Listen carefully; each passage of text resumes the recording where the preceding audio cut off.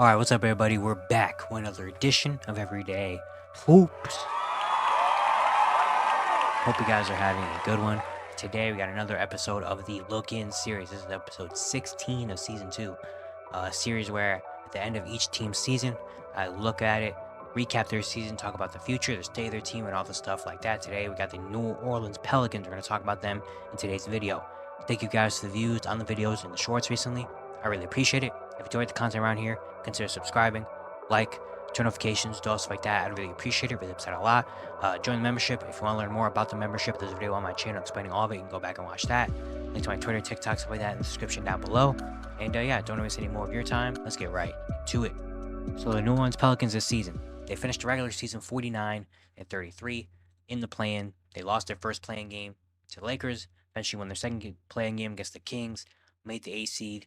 They got swept by the Oklahoma City Thunder and are out of the playoffs.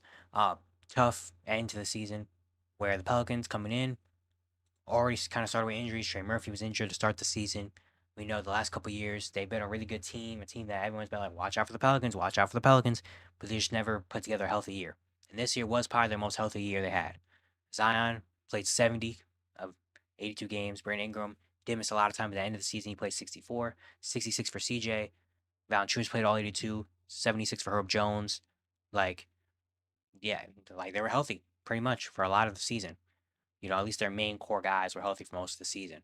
And it showed. I feel like during the regular season, they were one of the more underrated, not talked about teams. They didn't have an all star, despite being comfortably in the Western Conference playoff in the top 8. Um, just didn't really have Zion and Bi just didn't really have the all star type number type of years, you know.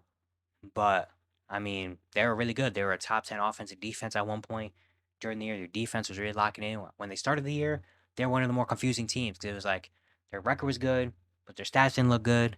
But it was just like they had good games against good teams and bad games against bad teams. It was very back and forth. But once they got like midway through the season, they started to hit their stride. They peaked up. They were like fighting with the Clippers for the 4 seed at one point. But then the last like week and a half of the season, they kind of fell. Brandon Ingram got hurt, missed the last couple games. They started to lose some games. Eventually, they found their way into the play-in. Get to the play-in, and they're getting dominated by the Lakers early, but they make a comeback. Zion Williamson is put on a show, and then he comes up limp, hurts his hamstring, and he misses the rest of the season. A very hard way to lose, and then they end up as an 8 seed and get swept and dominated by Oklahoma City Thunder.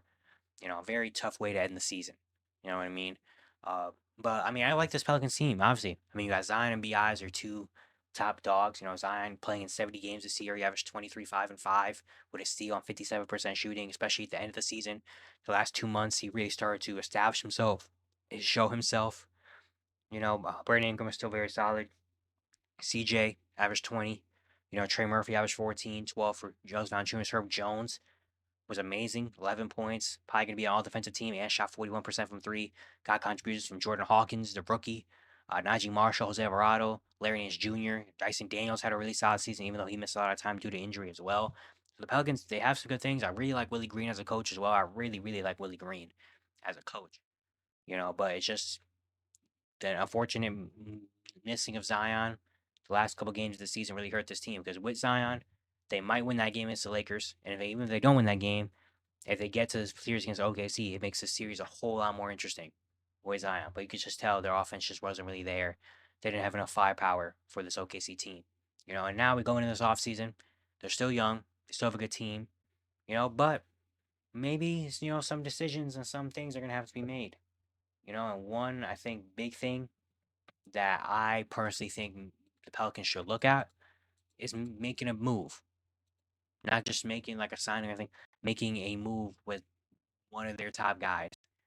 I think Brandon Ingram should be traded this offseason. Personally, for me, just speaking for me, if I was the Pelicans, I think I would trade Brandon Ingram this offseason. For a couple reasons. One, I think Zion Williamson has kind of established himself as the number 1A, especially that last like month and a half or whatever, that end of the season for Zion when he played was spectacular.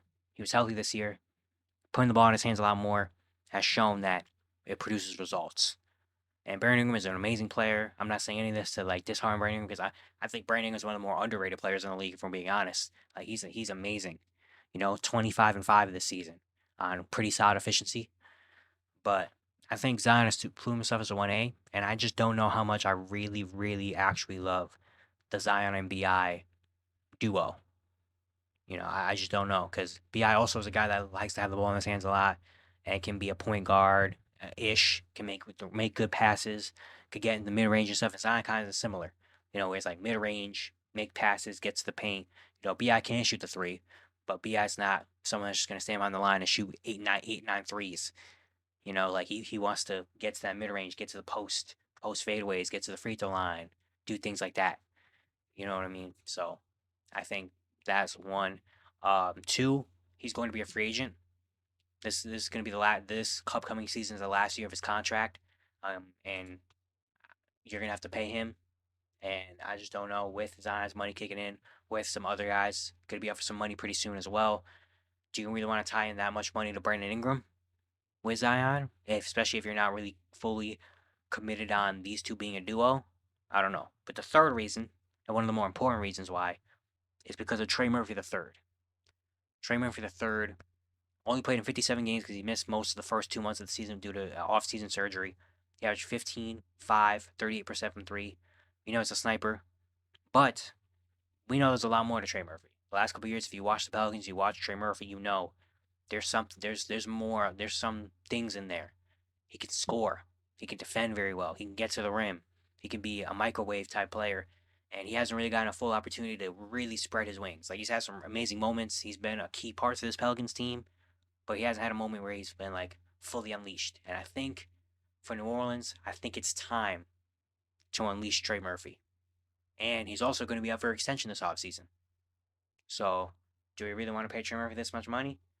Well, we'll see how much he can get and how much he's really worth if we let him go. And the only way he really can be unleashed and let go and spread his wings is if Brandon Ingram's no longer around.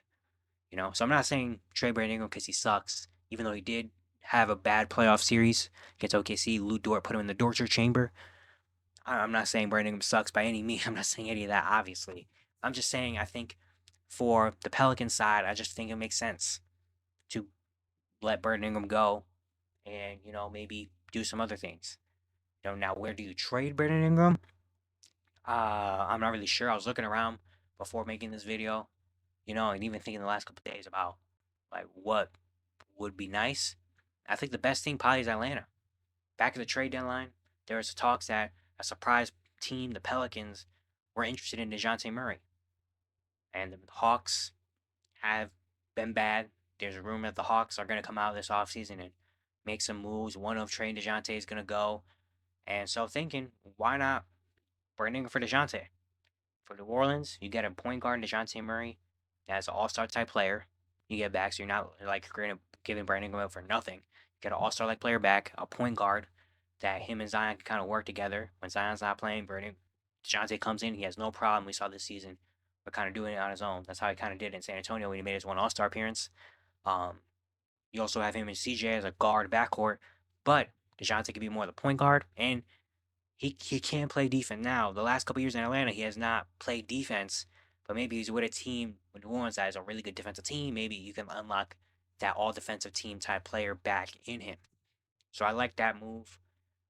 Hey, maybe if you're even New Orleans, ask for Trey. I'm just saying, maybe ask for Trey. Will that happen? No, but maybe see what you can throw in there to get Trey Young. Trey Young and Zion. Now I like that. That's some cooking right there. That's some cooking right there. Yeah, thinking of other teams, it's really tough. I mean, maybe I've seen this idea floating around a little bit. Cleveland, depending on what happens with this series against the Magic, if they lose in a bad way, or if Darius Garland wants to if Donovan Mitchell resigns, and maybe the Garland Mitchell pairing hasn't been great. Maybe if Cleveland wants to hit the next level, swap Garland for Ingram.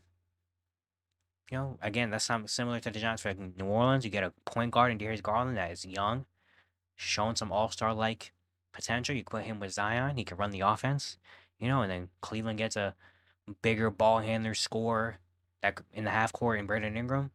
I'm not saying it's great. I'm just saying maybe that's an option. Out west, it's just really hard. I mean, I thought maybe Sacramento, like if you can't get an all-star depending on what the value is for Brandon Ingram right now. Do you go out, maybe take Harrison Barnes, Kevin Herter, take that package, and just say, no, we're just going to surround Zion with a bunch of really good role players and see how that works? Potentially, I don't know. I'm just throwing things. Again, this is just off the dome, throwing things at the wall, you know, whatever. But that's really the only things I can see. But I do personally think a Brandon Ingram trade would be nice for this team. But looking into this offseason, the future, besides that, they're going to have two first round picks this year. They have the Lakers first round pick and the Bucks first round pick this season, which are both projected in mid first round. So you can get some good role players for this team. You know, there's this this draft has a lot of like role player type players. Looking at some of the options potentially, if you want to go guard here or point guard maybe, do you take a chance on Isaiah Collier from USC? Maybe that's more of a potential type pick. I think Kevin McCullough from Kansas is one of my favorite players in this draft. A really, really good role player that's going to come in right away and be effective. You can find a way to maybe to get Devin Carter from Providence. He's kind of like a Jose Alvarado, but like a little bit more times five. Like a better Jose Alvarado. If you want some more shooting, Jared McCain potentially could be there. Terrence Shannon Jr. potentially could be there. Maybe some more veteran experience. Even a guy like Tyler Kolek from Marquette. Will it be a little early looking at the projections? Maybe, but in this draft, I don't even know. Why not? So I think guard play could be solid. And talking about maybe think looking at some center play with Jonas Valanciunas being a free agent this upcoming offseason. A guy like Khalil Ware, Indiana. A pogo stick type big. Ves Messi, just a big rebounding big. Or even if you get there, if he ends up there, Kyle Filipowski from Duke, a guy that can maybe spread the floor. I don't know if you want to pair him and Zion at 4 and 5. I don't really know how much I love that, but that's an option. Or do you get Zach Edey? I've seen some projections of Zach Edey to New Orleans. Just having Zion as a force, then having a 7-4. Want to have just a Zion and a 7-4 center down there? Because why not? You know. But yeah, I think there's some. I think the Pelicans are in a good spot in this draft. I think the Pelicans are personally in a good spot in this draft. They have a lot of solid role players in this draft that I think could help the Pelicans. And looking at free agency, projected negative 62 million in cap space, not amazing. Looking at free agents, the only really big free agents are Jonas Valanciunas and Najee Marshall. Valanciunas is a free agent, so you're really gonna have to lock in that center position. Of course, a lot of people have been trying to find the stretch big to put next to Zion. The realistic thing is, it just doesn't really come around that often. It's just not like having stretch centers don't really come around that often. Looking at some of the centers that are gonna be free agency, yeah, Mo Wagner, I think he's solid. I don't know if he's a starting center though. Um, yeah, after that, it's like, I mean, Isaiah Hartenstein's available. He's really good. Nick Claxton's available. He tries to shoot threes sometimes. That like, there's not really any of that there. So honestly, they might have to re-sign Valanciunas. Who knows? Valanciunas might come back. But we'll see what happens with there, or if they draft a center potentially. We'll see what happens there. But I think the Pelicans have some moves to make. Now I'm very interested to see what this Pelicans team does this offseason, what the steps to be made are, what is the next step for this team. It's making out of the first round. Obviously, I think the next step is making out of the first round. I think there's some real potential, some real, you know, like excitement with this Pelicans team this season, especially when they're at their halfway point of like, dang, if they match up with the Clippers or something in the first round, they can give them a run. It's just unfortunate we never got to see the fully healthy team at the end of the season in the postseason play at least come together.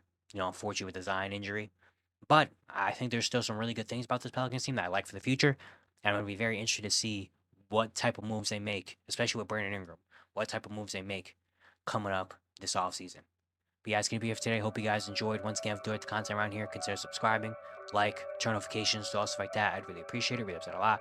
If you missed any of the other looking episodes, their playlist should be up around here somewhere. You can check that out. And yeah, I'll see you guys tomorrow.